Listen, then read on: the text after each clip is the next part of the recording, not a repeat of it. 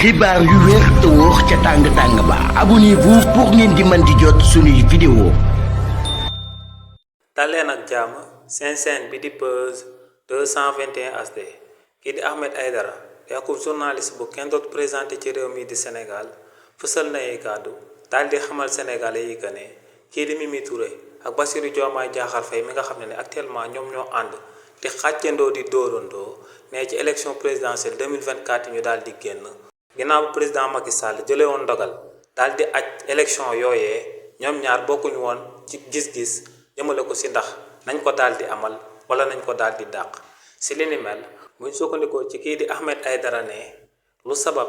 ñu amal élection présidentielle 2024 ñu daal di génn ne 80% yi kii di Mimi Touré moom moo sabab mu daal di antu daal di am ci réewu Sénégal ne kookee di Mimi Touré mayut woon dara waarismu président Macky Sall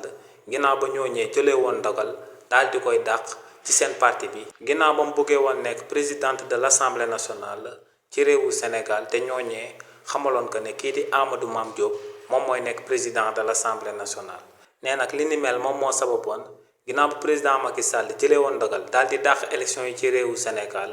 sëgëm kii di Mimi Touré mosoon naa liggéeyee ONU ne daal di am ay connaissances yu bëri au niveau international. ne kookee di Mimi Touré daa yëgaloon bépp connaissance am que ne kookee di président Macky Sall jël na ndogal daal di aj élection yi ci réewu Sénégal ñëpp di amal ay pression yu dul jeex ci jëmm kookee di président Macky Sall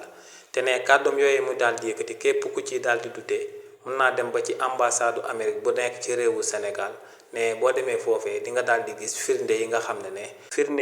ne ñoom ñooy firndeel que ne kii di Mimi Touré amaloon na akub taxawaay bu am solo ngir ñu daal di sàmb élection yi ci réewu Sénégal ne ci waxtu boobee nag kii di Bassirou Diomaye Diakhar Faye mi nga xam ne moom moo nekkoon candidat wu Pastef ne kookee lenn rek la bëggoon te moom mooy que ne leader am bii di Ousmane Sonko daal di bokk ci élection yooyee ne li ni mel moom moo sababoon kookee di Bassirou Diomaye Diakhar Faye lu mu bëggoon moom lenn la te moom mooy ñu daal di aj élection yooyee bu ko defee Ousmane Sonko nekk candidat ñu daal di koy votel ngir mu daal di nekk président de la république ci réewu Sénégal.